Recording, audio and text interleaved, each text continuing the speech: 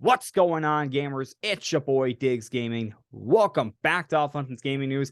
And Off Hunting is officially back. Took some time off, but Off Hunting is now back with a lot of good stuff to go over tonight, including the results of the Microsoft-Activision FTC court battle. And the results were Microsoft has come out on top. They have won the court case versus the FTC, and now they are free to close the Activision deal whenever they want to.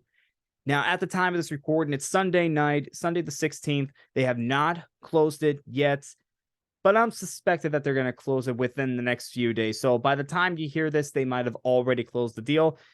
And this is a big win for Microsoft. They have been fighting this for the last year and a half. And also, big news came out today where Microsoft and Sony have reached a deal to bring Call of Duty to PlayStation, to continue bringing Call of Duty to PlayStation for the next 10 years. Now, in this deal, it was only for Call of Duty. So that means any other Activision IP is free for whatever Microsoft wants to do. And I've seen this a lot since this news came out about Crash and Spyro. I'm still on the belief that most of the fan base for Crash and Spyro are on PlayStation. That's where most of the money that Activision was making on these games came from. And it just doesn't make sense to take it away from players. Microsoft is still in the business of making money. And I just don't see how it's really financially ideal to make Crash or Spyro exclusive to Xbox. I just don't see that being a financially good idea. That's where I'm seeing this from. I just don't see why they would be exclusive. It just doesn't, there's not a good reason to do that.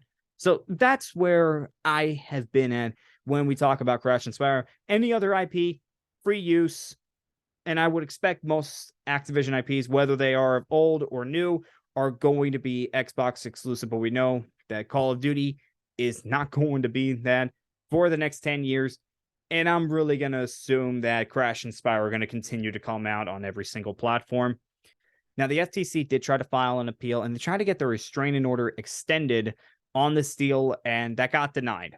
So, as I mentioned earlier, they are free to close this deal whenever they want to. The only thing that Microsoft and Activision have to do now is focus on the CMA. Now, remember, the CMA has nothing to do with Call of Duty because that was taken care of. What the CMA's issue is cloud gaming. And we're now getting reports that Microsoft and Activision are thinking about selling off the cloud gaming that they own in the UK so that they can close this deal. And if that is the case, then that should be it. That should be it for the CMA and the UK. So they should be able to close that deal. And like I said, in the next few days, we should be hearing that Microsoft and Activision officially closed the deal, and Activision is officially part of the Microsoft Xbox family. Now, it's not all good news for the Xbox fans, as we found out that the Xbox Game Pass Friends and Family plan is going away August 15th. And we found out this from an Xbox spokesperson. And yeah, this is not really a good thing. They just tried to put that in after this Activision deal. I think this actually came out the same day or maybe the day after that we found out about the judge's ruling on the Activision-Microsoft deal. So they kind of snuck that in. Hopefully it wouldn't get too much attention. But yeah, this is going away August 15th. That's going to be the last day to get the Friends and Family plan. And it kind of is a shame because it was a good plan. It was a good plan. It was available in like 8 countries, I think. And yeah, it's kind of disappointing for Xbox fans. Back to good news. 343 is working with modders to restore cut content from Halo Combat Evolved. From the team, this is Dig's side, a particular interest to us were design/publication docs, Bungie feedback notes, tags, compiled maps, and source of data for previously unseen multiplayer maps. Wow. I love it when these developers, they work with these modders or they work with fans on stuff like this. This is pretty cool. And for mods, they are some of the coolest things that you can see. And we do see stuff like this in mods. We do see stuff like cut content or like concept design. We see it all the time. And for 343 to be working with DigSite, I think it's only good for gaming, and I'm really hoping that we can see more of this in the future. This is something that I really like seeing, and yeah, it's just a good look for 343 that kind of needs it after really getting hit by Halo fans on Halo Infinite's post-launch kind of controversy, we'll say. Yeah. Moving on, longtime Microsoft spokesperson Larry Major Nelson Herb is leaving the company after 22 years. In a statement, he said, "After 20 incredible years, I've decided to take a step back and work on the next chapter of my career. As I take a moment and think about all we have done together, I want to thank the millions of gamers around the world who have included me as part of their lives." And again, this was a long-standing Xbox spokesperson. I mean, he was nicknamed Major Nelson for a reason. I mean, 22 years at Microsoft, he was there. And, it's sad, but it's also kind of exciting to see what he does next because, you're at a place for a long time and you feel like it's time for a change. And this is another case of that with Larry. Now, Microsoft is not the only company that lost a long-time member, as Naughty Dog co-president Evan Wells has retired after 25 years at the company. Wow, 25 years at the company. He was employee number 14 when he started.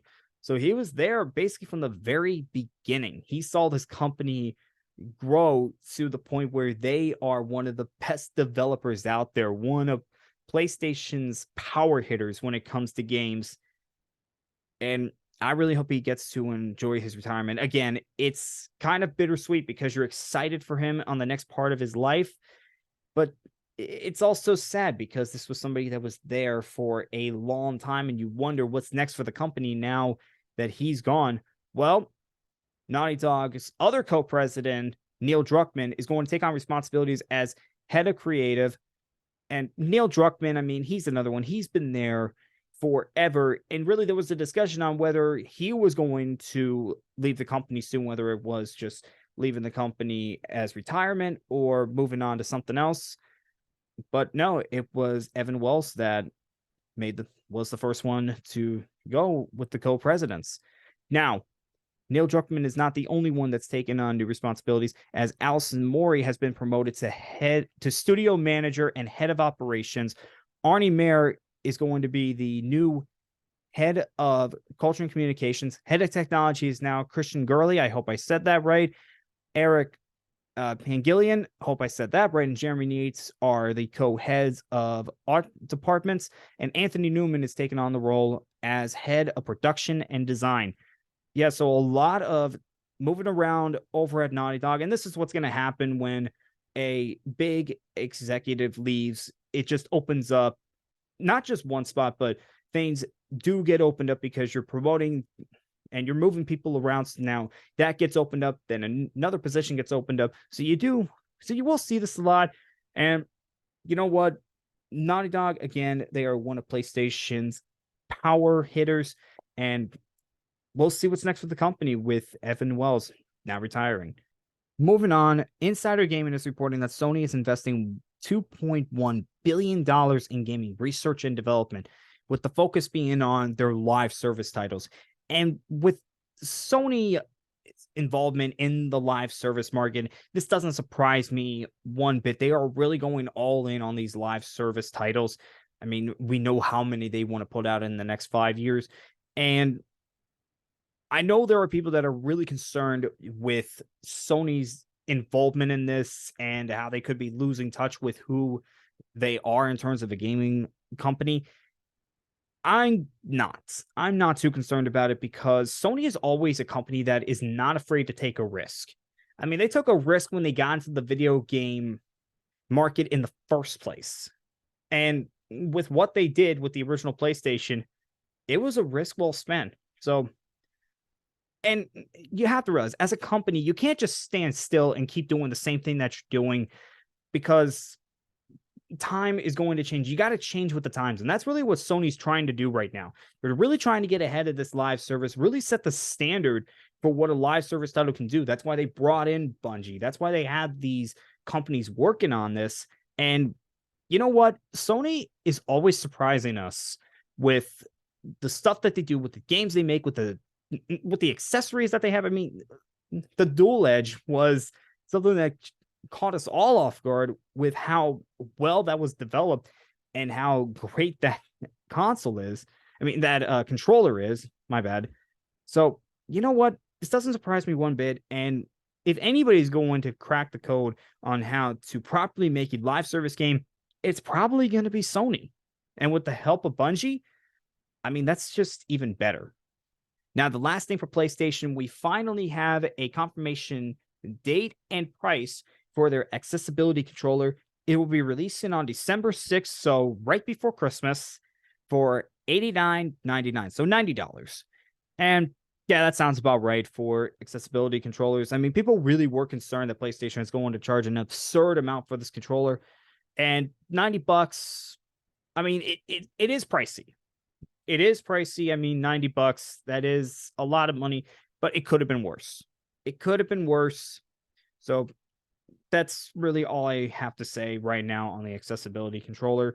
Moving on, Black Panther has officially been confirmed. We were getting rumors about a Black Panther game in development over at EA, and now this is officially confirmed. It is being developed by the newly formed Cliffhanger Games. It is going to be a third-person single player with an original story, and we have former Shadow of Mordor, God of War, Call of Duty, and Halo developers working on it. Oh, man. We are getting a Black Panther game, and I'm excited because I really do like Black Panther. This is a great character to put in a video game, and if this is done right, this is going to be a great experience for gamers. And I really wish I had Meliodas here because he's a big superhero guy along with me. I think Jojo is as well. I think he's a big superhero guy as well. So I would have loved to get their opinions on this. But for me, I'm excited about this, and I cannot wait for that first trailer to drop and really see what Cliffhanger Games is doing. This is going to be their first game. Again, this is a newly formed studio. Moving on, Clock Tower, the Gex Trilogy, and Tomba are coming to modern consoles in terms of remasters. Limited Run announced this, and we haven't seen this. We've been seeing classics getting the remake remaster treatment and coming to modern consoles for fans of old and fans of new. But these three games I just did not see coming. Now, for those that don't know, Clock Tower was developed by Human Entertainment for the SNES. This is a survival horror game about an orphan who is trying to escape a mansion while evading a killer by the name of Scissorman. The Gex Trilogy, this was a gecko that got sucked into the media dimension and has to find his way to survive in it. And really about Gex, this is a character that just did not have an off button. You know, he never stopped talking. And Tomba was a very unique 2D platformer for the original PlayStation. I don't know what best to describe this game because it's such a unique game, so I'm not even going to try, but trust me when I tell you, it was one of the PlayStation's more unique games out there. And the fact that these are coming to modern consoles, the fact they're getting the remaster treatment, this is exciting. I'm particularly excited for the Gex Trilogy because I just did not think we were going to get this. Now, for the Gex Trilogy, this one kind of shocked me a little bit because this was made by Crystal Dynamics. This was actually their unofficial mascot when they were making these games. And I would have thought they held on to the IP when they were sold to Embracer, but when this was announced, Square Enix name came up. So it looks like Square Enix actually has the IP right now, which that's kind of interesting. Now, these games, they're going to be coming to basically everything. Current gen and last gen consoles. Wow. These are three games. You know what? I'm happy they're coming to modern consoles so that fans of old can enjoy them again, and new fans can come up, and maybe we'll see new games in the series. Moving on, Hitman World of Assassination is getting a physical edition to the PlayStation 5 August 25th. Now, this is the modern trilogy. So Hitman 1, 2, and 3 The trilogy was called the World of Assassination Trilogy, and we're getting a physical edition with all 3 games.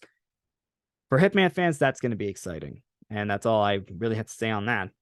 And the last thing we're going to talk about tonight, the Video Game History Foundation has revealed that 87% of games released before 2010 are no longer accessible.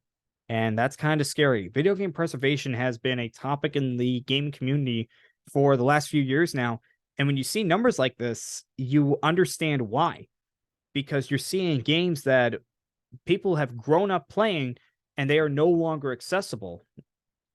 It's kind of scary, and it makes you wonder what's going to happen to the games that we're playing right now with in the next 15, 20, 25 years.